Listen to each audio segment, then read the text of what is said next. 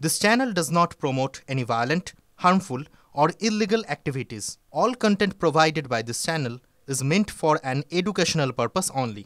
Top quality और consistent performance के लिए सिर्फ सिल्वर पंप नाम याद रखना। নমস্কার, দেখছেন টিভি9 বাংলা। আপনাদের সঙ্গে রয়েছে আমি মধু কল্পিতা। আর এই মুহূর্তে আমাদেরকে নজর রাখতেই হবে, বোধহয় বলুন তো, নজর রাখতেই হবে গগনজয়ী শুভাংশু শুক্লার দিকে।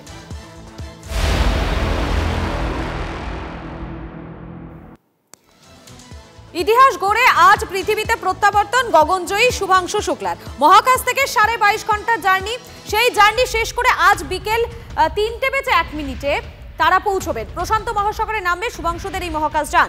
ক্যালিফোর্নিয়ার সান দিয়েগোর কাছে সমুদ্রে নামবে ড্রাগন ক্যাপসুল। এই মুহূর্তে নির্দিষ্ট কক্ষপথে পাক খাচ্ছে এই মহাকাশ যান। শুভাংশু সহ 4 মহাকাশচারী নামার পর 7 দিন ধরে মধ্যাকর্ষণের সঙ্গে খাপ খাওয়ানো চলবে তাদের। তারপরেই দেশে ফিরবেন শুভাংশু শুক্লা। আরও একবার জানাই আপনাদেরকে, এই মুহূর্তে যে খবরে আমাদেরকে লাগাতার নজর রাখতেই হবে তা হচ্ছে ইতিহাস গড়ে আজ পৃথিবীতে প্রত্যাবর্তন গগনজয়ী শুভাংশুর। আমাদের সঙ্গে রয়েছেন সরাসরি আমাদের প্রতিনিধি কমলেশ রয়েছেন। কমলেশ, তোমার কাছে প্রথমেই যেটা জানতে চাইবো, এই যে পৃথিবীতে প্রত্যাবর্তন গগনজয়ী শুভাংশুর, সেটা এই মুহূর্তে ঠিক কোন পর্যায়ে রয়েছে? যে ড্রাগন ক্যাপসুলে শুভাংশু এবং তার 3 মহাকাশচারী আরো 3 রয়েছেন, সব মিলিয়ে 4 জন। তারা তাদের যে নির্দিষ্ট কক্ষপথে থাকার কথা সেই কক্ষপথেই রয়েছেন। এইমাত্র ইলন মাস্কের যে সংস্থা স্পেসএক্স তারা জানিয়েছে যে একেবারে যেভাবে চলার কথা ঠিক সেভাবেই আন্তর্জাতিক স্পেস স্টেশন থেকে বেরোনোর পর তার থেকে দূরত্ব তৈরি করে নির্দিষ্ট কক্ষপথে ঘুরছে। আজ বিকেল 3:01 ক্যালিফোর্নিয়ার কাছে সান দিয়েগো যে প্রশান্ত মহাসাগরীয় উপকূল, সেখানে নামবে এই মহাকাশযান। তার খানিকক্ষণ আগে, মোটামুটি আধ ঘন্টা আগে, পৃথিবীর যে বায়ুমণ্ডল সেখানে ঢুকবে, মানে রি এন্ট্রি হবে পৃথিবীতে। এখন তো অনেকটা উপরে, প্রায় মাটি থেকে 400 কিলোমিটার, 300 থেকে 400 কিলোমিটার উপরে ঘুরছে এই মহাকাশযান। মোটামুটি আমাদের ভারতীয় সময় 2:30 নাগাদ পৃথিবীর বায়ুমণ্ডলে ঢুকবে। ওই সময়টা একটা নিশ্চিতভাবেই বড় চ্যালেঞ্জ, কারণ একটা প্রবল ঘর্ষণ তৈরি হয়, ফলে একটা অগ্নিবলয়ের মধ্যে থাকবে এই মহাকাশযান। বাইরে তখন তাপমাত্রা থাকবে 1900 ডিগ্রির বেশি। কিন্তু এই তাপটাকে সহ্য করার মতো ক্ষমতা বা টেকনোলজি বিজ্ঞানীরা অনেক আগেই আবিষ্কার করেছেন, ফলে সেটা খুব একটা চ্যালেঞ্জ নয়, যেহেতু সমস্ত লিকেজ চেক করেই এই মহাকাশযান পাঠানো হয়েছে।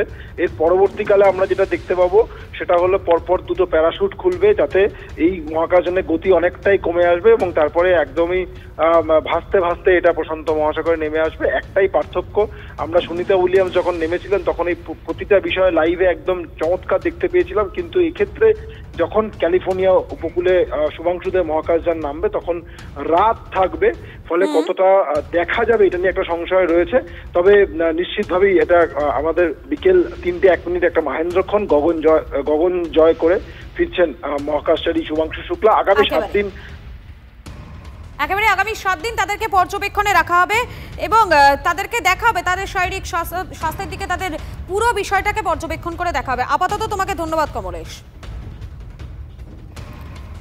অমৃত বিশ্ববিদ্যালয়ের অধ্যাপক শান্তনু ভৌমিক এই মুহূর্তে আমাদের সঙ্গে রয়েছেন। আপনাকে স্বাগত টিভি9 বাংলায়। দেখুন, এই যে 28,000 কিলোমিটার বেগে পৃথিবীতে নামবে শুভাংশুদের এই ক্যাপসুল এবং প্রশান্ত মহাসাগরের এই যে অবতরণ, সেটা ঠিক কিভাবে হবে, এই পুরো প্রক্রিয়াটা আপনার মাধ্যমে একবার বোঝার চেষ্টা করব। দেখুন, যখন একটা স্পেসক্রাফট নেমে আসে আপনার অরবিট থেকে, যখন আর্থ সারফেসে, একটা ম্যাটারের মোট আমরা জানি 3টে স্টেট হয়, সলিড, লিকুইড এবং গ্যাস। কিন্তু যখন স্পেসে ওটা গ্যাসটা থাকে ওটাকে বলা হয় চার্জ প্লাজমা, এবং এই চার্জ প্লাজমার সঙ্গে অ্যাটমিক অক্সিজেন এবং আলট্রাভায়োলেট রেডিয়েশন স্পেসক্রাফটের স্ট্রাকচারসে কিন্তু ওটা সেখানে কিন্তু একটা অত্যন্ত ক্ষতিকারক একটা অবস্থা এনে দেয়, কারণ সেখানে উষ্ণতা হয়ে যায় 2000 ডিগ্রি সেলসিয়াস। সেই জন্য আপনার কি হয়, ওটাকে স্টেজ 3, স্টেজ 2, স্টেজ 1 করে নামিয়ে আসতে হয়। বাইরে করা হয় থার্মাল শিল্ডিং, মানে যেখানে আপনার উষ্ণতা মনে করুন 2000 ডিগ্রি সেলসিয়াস, সেখানে সিরামিক টাইলস দিয়ে আগে থার্মাল শিল্ডিং করা হয়, যাতে কোনোভাবেই বাইরের টেম্পারেচার ভেতরে প্রবেশ করতে না পারে। সেগুলোকে লাগানো হয় হাই টেম্পারেচার অ্যাডহেসিভ দিয়ে মেইন স্ট্রাকচারের সঙ্গে, যেটা মেটালিক স্ট্রাকচার, মেটালিক স্ট্রাকচার হয়। তারপরে কম্পোজিট থাকে এবং যখন কি হয়, যখন নেমে আসছে প্রেসারটাও কিন্তু বেড়ে যাচ্ছে, কারণ আমাদের অ্যাটমসফিয়ারে এখানে কিন্তু প্রেসার হচ্ছে 10⁵ প্যাসকেল, ওপরে কিন্তু অনেক কম, সেখানে ভ্যাকিউম অবস্থায় থাকে। এবং তার সঙ্গে আরেকটা ব্যাপার হচ্ছে যে আমাদের যে আর্থ সারফেস, এখানে অরবিট আমরা যেখানে দাঁড়িয়ে রয়েছি, এখানে গ্র্যাভিটেশনাল অ্যাক্সেলারেশন যেটা বলা হয় তাকে জি হচ্ছে 9.81 মিটার পার সেকেন্ড স্কোয়ার। কিন্তু ওপরে কি হচ্ছে আপনার কোথাও হয়তো 8, তারপরে 8.5, তারপরে 9, এই করে নামতে থাকছে। সেই জন্য ওই পুরো ব্যাপারটাকে একটা সিল্ডিং করিয়ে কিন্তু নিচে নামানো হয়। আপনারা খেয়াল করে দেখবেন যে 2003 সালে কলম্বিয়া স্পেসক্রাফট যেটা কল্পনা চাওলা নেমে আসছিলেন, লাস্ট 15 মিনিট কিন্তু খুব ক্রুশিয়াল। তখনই কিন্তু একটা টাইলস খুলে গেল, কারণ ওটা একটা অ্যাডজাস্টের সঙ্গে লাগানো ছিল, সেটা কিন্তু খুলে যাওয়ার জন্য কিন্তু পুরো স্পেসক্রাফট নষ্ট হয়ে গেল। ফলে যতক্ষণ না টাচডাউন হচ্ছে, লাস্ট 15 মিনিট কিন্তু যতক্ষণ পর্যন্ত না একেবারে টাচডাউনটা হচ্ছে প্রশান্ত মহাসাগরে, যতক্ষণ পর্যন্ত না নামছে ততক্ষণ পর্যন্ত কিন্তু একটা ফ্যাক্টর থেকেই যাচ্ছে, এবং সেটা প্রত্যেকটা মুহূর্ত, প্রত্যেকটা সেকেন্ড কিন্তু ভীষণ গুরুত্বপূর্ণ। আপনি থাকুন আমাদের সঙ্গে, আমি আবারও আসবো পরবর্তীতে। তবে এই যে পুরো ডকিং আনডকিং সিস্টেম, যে শব্দগুলো আমরা লাগাতার শুনে যাচ্ছি, শব্দগুলো আপনাদের বলে যাচ্ছি লাগাতার, সেটা ঠিক কিভাবে হচ্ছে সেটার একটা আপনাদেরকে একটা প্রক্রিয়া দেখানোর চেষ্টা করব। একবার দেখে নিন, তারপর আমি আবারও ফিরছি আলোচনায়। দেখুন যে এইখানে একটা জাপানিজ মডিউল আছে, এই মডিউলের মধ্যে কিন্তু শুভাংশু শুক্লা একদিন ধরে রিসার্চ করেছেন। উনি যে কটা এক্সপেরিমেন্ট করেছেন সেটা এই সেক্টরে বসে করেছেন। এই যে ডকিং করে আছে ওদের অ্যাক্সিওম 4, এখানে দেখবেন যে দুটো পোর্ট আছে। একটা পোর্টে ক্রু মডিউল 10 মার্চ মাস থেকে ডকিং করে বসে আছে, আরেকটা আরেকটা হচ্ছে অ্যাক্সিওম 4 যেটা 2 সপ্তাহ 18 দিন আগে ডকিং করেছে। এখান থেকে 4 জনই একে একে এর মধ্যে ঢুকেছে। 2 জন অলরেডি স্পেস স্যুট পরে ঢুকেছিল, আরও 2 জনকে তাকে স্পেস করতে সাহায্য করলো, নিজেরা পড়লো এবং সমস্ত দরজা বন্ধ করে দেওয়া হলো। এই যে যন্ত্রটা আছে স্পেস এক্সের আরেকটা মডেল দিয়ে দেখাচ্ছি, এইটা যেটাকে বলবে ডিপারচার বার্ন, কতগুলো থ্রাস্টার আছে, এই থ্রাস্টারগুলো থেকে খুব সামান্য প্রেশার দিয়ে এটা ডিপারচার করবে। ডিপারচার বার্ন ওটা খুব সেপারেশন বার্ন, যা সেপারেট করবে। সেপারেশন বার্নের পরে এটা করবে যেটা ডিঅরবিট বার্ন। এবার এই যে এই সেপারেশন বার্নটা 1, সেপারেশন বার্ন 2, প্রথমে এটা 200 মিটার দূরে যাবে, 5 মিনিট সময় লাগবে যেতে, প্রচণ্ড ধীরে ধীরে। তারপর 2 কিলোমিটার দূরে যাবে আরও 13 মিনিট ধরে। এই জায়গাটাকে বলা হয় অ্যাপ্রোচ ইলিপসয়েড। অর্থাৎ এই প্রথমে কিপ আউট থেকে যখন বেরিয়ে যাবে, তারা কিন্তু আর 4টে অরবিটের মধ্যে এই জায়গাতে ফিরতে পারবে না। তাদের একবার বেরিয়ে গেল মানে আর ঢুকতে পারবে না। এবার যখন অ্যাপ্রোচ ইলিপসয়েড থেকে বেরিয়ে যাচ্ছে, তারপরে সারা 24 ঘন্টার মধ্যে আর ঢুকতে পারবে না। অর্থাৎ ডিপারচার কিন্তু শুরু হয়ে গেল মানে তারা বেসিক্যালি আনডক যেখানে শুরু হয়ে গেছে, তাদের স্প্ল্যাশ ডাউন করতেই হবে। এইবার আপনারা জানেন যে কালকে 22.5 ঘন্টা পরে তারা ক্যালিফোর্নিয়াতে এসে, ক্যালিফোর্নিয়ার কোস্টে এসে করবেন, মানে স্প্ল্যাশ ডাউন করবেন। আমি দেখালাম, আপনাদেরকে বোঝানোর চেষ্টা করলেন তিনি যে কিভাবে এই পুরো প্রক্রিয়াটা হবে। আমি আবারও একবার শান্তনুবাবুর কাছে চলে যাবো। শান্তনুবাবু, একটা বিষয়, এই যে শুভাংশু শুক্লা সহ 4 জন মহাকাশচারী রয়েছেন, তারা আসবেন, পৃথিবীতে পৌঁছবেন। এই পৌঁছানোর পর 7 দিন ধরে তাদের পর্যবেক্ষণে রাখা হবে, মধ্যাকর্ষণের সঙ্গে যে খাপ খাওয়ানো সেটা চলবে। এই প্রক্রিয়াটাই বা কিভাবে হবে সে বিষয়ে যদি একবার জানান। আচ্ছা, যখন ইন্টারন্যাশনাল স্পেস স্টেশনে যখন যেখানে থাকেন, সেখানে যেহেতু ভ্যাকিউম, তো ওখানে ভাসতে থাকে, যার জন্য কি হয় আমাদের শরীরের যে সমস্ত মলিকুল গুলো আছে এবং বোন স্ট্রাকচার কিন্তু অনেক সময় সেখানে একটা ক্ষয়ক্ষতির অবস্থায় থাকে, প্লাস হরমোনাল চেঞ্জ হয়ে যায়। সেই জন্য যখন পৃথিবী পৃষ্ঠে নেমে আসে, ওটাকে বলা হয় আবার অ্যাক্লিমেটাইজেশন, অর্থাৎ এখানকার ক্লাইমেটের সঙ্গে এক করে দেওয়া। কারণ ওখানে যখন ছিল, দেখুন ওরা তখন ওই ক্যাপসুল খেয়েছিল 20 দিন, প্লাস হরমোনাল চেঞ্জেস হয়েছে শরীরের ভেতরে, প্লাস বোন স্ট্রাকচারসে কিছু তো চেঞ্জ হতে পারে। সেই জন্য কিন্তু এখন টানা 7 দিন কমপ্লিট ওরা থাকবে চেক আপ এবং ইনভেস্টিগেশনে। তারপর ধীরে ধীরে যখন এই অবস্থার সঙ্গে খাপ খাইয়ে নিতে পারবে, তখন কিন্তু তারা আবার বাইরে এসে নর্মাল লাইফ লিড করবে। আমাদের ক্ষেত্রে সবচেয়ে যেটা প্রযোজ্য, যে ভারতের এখনো পর্যন্ত যতগুলো স্পেস মিশন হয়েছে, সবকটা কিন্তু আনম্যান্ড স্পেস মিশন হয়েছিল। 2027-এ ভারতীয় মহাকাশচারীরা, ইসরো 2027-এ মহাকাশে পাঠাবে মহাকাশচারীদের, ভারত থেকেই পাঠানো হবে, এবং সেখানে কিন্তু শুভ্রাংশু শুক্লা হচ্ছেন তার পাইলট। ফলে এটা একটা কিন্তু প্রি ট্রেনিং হয়ে গেল শুভ্রাংশু শুক্লার। এবং পরবর্তীকালে যেহেতু আমাদের যে স্পেস মিশনটা আসছে, সেখানে কিন্তু উনি কিন্তু একটা পাইলট বা গাইডের কাজ করবেন, স্পেসক্রাফটটাকে ঠিক জায়গায় নিয়ে এবং নামিয়ে নিয়ে আসার জন্য। ফলে এই আগামী 7টা দিন যখন ওনার চেক আপটা হবে, তারপরে কিন্তু একটা সার্টিফিকেশন হবে যে ওয়েদার উনি সত্যি কেপেবল কিনা নেক্সট মিশনের জন্য। বুঝতে পেরেছেন তো? সেই জন্য ওটা অত্যন্ত গুরুত্বপূর্ণ। একেবারে আপনি আমাদের সঙ্গে থাকুন শান্তনু বাবু। আরো একবার জানাই আপনাদেরকে, আর মাত্র কয়েকটা ঘন্টার অপেক্ষা, তারপরেই পৃথিবীতে প্রত্যাবর্তন গগনজয়ী শুভাংশুর। মহাকাশ থেকে 22.5 ঘন্টার যে জার্নি, সেই জার্নি আজ বিকেল 3:01 শেষ হবে। প্রশান্ত মহাসাগরে নামবে শুভাংশুদের মহাকাশ যান। ক্যালিফোর্নিয়ার সান দিয়েগোর কাছে সমুদ্রে নামবে ড্রাগন ক্যাপসুল। ছেলে পৃথিবীতে ফিরছে, ছেলে পৃথিবীতে ফিরবেন, এবং সে কারণে একটা আনন্দ উচ্ছ্বাস যেমন রয়েছে, ঠিক তেমন একটা গর্বের বিষয় রয়েছে। ঠিক কি বলছেন তার বাবা, একবার শোনাই আপনাদের। हमें पूरा गर्व है, हमारे फैमिली को गर्व है, और हम चाहते हैं कि हमारा बेटा जो है ये इतना बड़ा मिशन पूरा करके वापस हो रहा है, तो हम लोगों को तो बहुत गर्व ही है। हम लोगों को तो अपने को तो इतना गौरवान्वित महसूस कर रहे हैं, शायद ही लाइफ में इतना बड़ा अचीवमेंट हमने अपनी लाइफ में नहीं कभी महसूस किया जितना बच्चे की सफलता पर मुझे आज हो रहा है। আপনারা শুনলেন ঠিক কি বলেছেন তার বাবার বক্তব্য আপনাদের শোনালাম। এই মুহূর্তে মনে হয় প্রত্যেকটা দেশবাসী যেমন গর্বিত শুভাংশু শুক্লাকে নিয়ে, ঠিক তেমনই তার বাবাও কিন্তু গর্বিত তাকে নিয়ে। আর হওয়াটাই স্বাভাবিক, কেননা এতদিন ধরে মহাকাশে থাকার পর অবশেষে তিনি ফিরছেন, অবশেষে তিনি ফিরে আসছেন পৃথিবীতে। আর কিছুক্ষণের মধ্যেই তিনি চলে আসবেন। এবং এই মুহূর্তে আমাদের সঙ্গে রয়েছেন director Indian for space physics Sandip Chakraborty রয়েছেন আমাদের সঙ্গে। আপনাকে স্বাগত TV9 বাংলায়। দেখুন, কিছুক্ষণ আগে আপনার মাধ্যমে ডকিং আনডকিং যে সিস্টেম, সেটার একটা প্রক্রিয়া আপনি দেখিয়েছিলেন, সেটা আমরা দেখলাম। এই মুহূর্তে আমি যেটা জানতে চাইবো, স্প্ল্যাশ ডাউন বলে একটা শব্দ ব্যবহার হচ্ছে, এই স্প্ল্যাশ ডাউন প্রক্রিয়াটা ঠিক কি?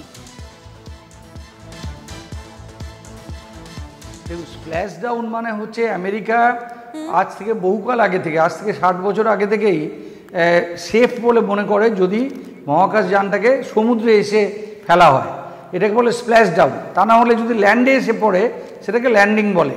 রাশিয়া সবসময় ল্যান্ডে করে এবং আমেরিকা সবসময় স্প্ল্যাশ ডাউন করে। এবং একদম অ্যাপোলো 11 থেকে শুরু করে আপনি জানেন যে সুনিতা উইলিয়ামস অবধি সব স্প্ল্যাশ ডাউন হয়েছিল। এবার এই স্প্ল্যাশ ডাউনটার অনেক বেশি সেফ, কারণ সমুদ্রের জলে একটা কুশনিং হয় এবং যদি বাতাস বয় কোনোভাবে, প্যারাশুটগুলো যন্ত্রটাকে বহু দূরে টেনে নিয়ে যেতে পারে না। রাশিয়ার কেসে কী হয়, ওরা যখন ল্যান্ড করে, ল্যান্ডিংয়ের ওপরে যখন ল্যান্ডের ওপরে করে, তখন সঙ্গে সঙ্গে এসে প্যারাশুটটাকে যদি না খুলে দেয়, প্যারাশুট যন্ত্রটাকে টানতে টানতে নিয়ে বহু দূরে চলে যায় বাতাসে, তো এটা যন্ত্রটারও ক্ষতি হয়। সেই জন্য আমেরিকা সবসময় চিন্তা করে, যদিও বেশি সময় লাগছে এটা আপনাকে আনডকিং থেকে স্প্ল্যাশ ডাউন অবধি টাইমটা অনেক রাশিয়ার তুলনায় বেশি লাগছে, কিন্তু এটা অনেক বেশি সেফ এবং অনেক বেশি কন্ট্রোলেবল। অনেক কন্ট্রোল করে এটাকে অনেকগুলো কন্ট্রোল প্যারামিটার আছে, ফলে কেউই কখনো স্প্ল্যাশ ডাউনের সময় কোনো ক্ষতি হয়নি এবং খুব নিশ্চিন্তে নিরাপদে স্প্ল্যাশ ডাউন হয়েছে। তো আজকে যেটা আমি কি বলতে থাকবো, স্প্ল্যাশ ডাউনটা যেটা হবে, যে আপনি কালকে জানেন যে স্প্ল্যাশ ডাউন সম্পর্কে আমরা বললাম, এবং স্প্ল্যাশ ডাউনটা হবে টিপিক্যালি আমেরিকার ওপর দিক থেকে যখন ওটা আসবে আর কি, লাস্ট অরবিটটা যেটা হবে সেইখানে ডি অরবিট হবে, এবং ডি অরবিট হয়ে ওটা আমেরিকার উত্তর দিক থেকে শুরু করে সান দিয়েগোর পাশে এসে স্প্ল্যাশ ডাউন হবে। এবং সান দিয়েগোটা আপনি জানেন যে ক্যালিফোর্নিয়ার উপকূলে দুটো জায়গা আছে, হয় ওশেন সাইড যেটা নর্থে এবং সান দিয়েগো যেটা সাউথে। এবং আমেরিকাকে খুব কষ্ট করে চুজ করতে হয় অরবিটটা, তার কারণ ওরা যন্ত্রটাকে কখনোই ল্যান্ডের উপর দিয়ে উড়িয়ে নিয়ে তারপরে সমুদ্রে ফেলে না, যতটা সম্ভব ল্যান্ডের উপর কম ওড়ানো যায়, কারণ যদি অ্যাক্সিডেন্ট হয় ডেব্রিগুলো যেন ল্যান্ডে গিয়ে পড়ে কোনো মানুষের ক্ষতি না করে। সেই জন্য ফ্লোরিডার সময়তেও খুব কুইকলি মেক্সিকো সাউথ দিয়ে গিয়ে ফ্লোরিডা পড়েছিল, আর এবার ক্যালিফোর্নিয়াতে কোনো জায়গার উপর দিয়ে আসতে হবে না, সোজা প্যাসিফিক ওশানের উপর দিয়ে এসে সান দিয়েগোর কাছে সমুদ্রে নামবে এই ড্রাগন ক্যাপসুল। আচ্ছা সন্দীপ বাবু, আরো একটি বিষয় আপনার থেকে জানতে চাইবো, এই যে শুভাংশু শুক্লাদের যে ক্যাপসুল রয়েছে, সেই ক্যাপসুল যখন এই পৃথিবীর বায়ুমণ্ডলে যখন ধীরে ধীরে প্রবেশ করবে, তখন তো একটা তীব্র তাপ এবং ঘর্ষণের সম্মুখীন হবে। এই যে পরিবর্তনটা, এটা যদি একবার বুঝিয়ে বলেন। দেখুন, একটা জিনিস যখন শব্দের থেকে খুব জোরে যায়, তাহলে কী হয়, সামনের যে বাতাসটা সরে যাওয়ার টাইম পায় না, ফলে কী হয়, বাতাসটা কম্প্রেসড হয়ে যায়। বাতাস যত কম্প্রেসড হবে তত গরম হবে, গরম হয়ে গিয়ে আয়োনাইজেশনের জন্য জ্বলে উঠবে, গ্লো করে উঠবে। যেমন করে আপনি জানেন যে আগুনের শিখা মোমবাতিতে যেমন করে বাতাসটা জ্বলে উঠছে, তো এইভাবে ও যখন সুপারসনিক্যালি আসছে, হাইলি সুপারসনিক্যালি প্রায় 26,000 কিলোমিটার পার আওয়ারে আসছে, বাতাসের গতিবেগের তুলনায় এত বেশি বাতাসটা প্রচণ্ড কম্প্রেসড হয়ে গিয়ে গরম হয়ে যায় এবং এই গরম বাতাসটাকে আমরা গ্লো করতে দেখি, একটা গোলাপি রঙের আভা হয়। সেটা 120 কিলোমিটারে যখন আমাদের যন্ত্রটা এসে উপস্থিত হয়েছে, আমি যন্ত্রটা দিয়ে দেখাচ্ছি যে যন্ত্রটা যখন 120 কিলোমিটার ওপর থেকে এসে উপস্থিত হয়েছে তখনই এইটা 52 মিনিট মাত্র বাকি আছে। তারপরে কি হয়, এই প্রথম কাজটা হয়, এটাকে ওরা জেটিশন করে ফেলে দেয় এবং এই যে ব্লান্ট অংশটা আছে, এই ব্লান্ট অংশটা পৃথিবীর দিকে মুখ করে নামতে থাকে, যাতে করে কিনা প্রচণ্ড ফাস্ট ব্রেকডাউন হয়। এই ব্রেকডাউনটা হওয়ার পরে যখনই এটা সাবসনিক হয়ে গেল, অর্থাৎ সাউন্ডের থেকে স্লোতে যেতে শুরু করলো, বাতাসটা আর কম্প্রেসড হয় না, এ যেমন যেমন নামছে বাতাসটা তেমন সরে সরে যায়। যেই সরে সরে যাচ্ছে আর টেম্পারেচারটা বাড়ছে না, আর কোনো প্লাজমা হচ্ছে না। ফলে এই যে প্লাজমাটা 6-7 মিনিটের মধ্য দিয়ে যে প্লাজমার মধ্য দিয়ে আসছিল, তখন কিন্তু রেডিও কমিউনিকেশন ওদের সঙ্গে পুরোপুরি বন্ধ হয়ে যায়। কারণ প্লাজমাটা যেহেতু আয়োনাইজড, রেডিও গিয়ে ওই প্লাজমা থেকে রিফ্লেক্টেড হয়ে আবার বাইরে চলে আসে, ভেতরে ঢুকতে দেয় না। ফলে তারপরে যখন ওই প্লাজমা থেকে বেরিয়ে এলো, সাবসনিক হলো, আবার হ্যালো হ্যালো বললো, ওরা রেসপন্ড করলো, মানুষ তখন হাফ ছেড়ে বাঁচে যে যাক অন্তত পক্ষে গরম জায়গাটা থেকে পেরিয়ে এসে ওরা এখনও বেঁচে আছে। এবার গরম জায়গার টেম্পারেচার 3 রকম হতে পারে। যদি 40 ডিগ্রি অ্যাঙ্গেল করে ঢোকে তাহলে এই টেম্পারেচারটা 1600 থেকে 1800 ডিগ্রির কাছাকাছি থাকে, ভেতরটা তাও ঠান্ডা থাকে। কিন্তু যদি খুব ডাইরেক্ট পড়ার চেষ্টা করে, তাড়াতাড়ি পড়বে বটে, কিন্তু ভস্মীভূত হয়ে যেতে পারে, 4000 ডিগ্রি হয়ে যেতে পারে, ভেতরে গরম কিন্তু এরা সহ্য করতে পারবে না, মারা যাবে। আর যদি প্রচণ্ড অল্প ডিগ্রিতে যায় তাহলে কিন্তু আয়নোস্ফিয়ারের মধ্য দিয়ে আবার বাউন্স করতে করতে যাবে, এ কিন্তু আর পৃথিবীতে ঢুকতে পারবে না, যদি না এই থ্রাস্টারগুলোকে আবার ব্যবহার করে ওকে ঢোকানো যায়। একেবারে খুব সুন্দরভাবে আপনি ব্যাখ্যা করলেন যে কিভাবে ধীরে ধীরে পৃথিবীর বুকে চলে আসবেন আমাদের গর্ব শুভাংশু শুক্লা, এবং ক্যালিফোর্নিয়ার সান দিয়েগোর কাছে সমুদ্রে নামবে ড্রাগন ক্যাপসুল, আর মাত্র কয়েকটা ঘন্টার অপেক্ষা।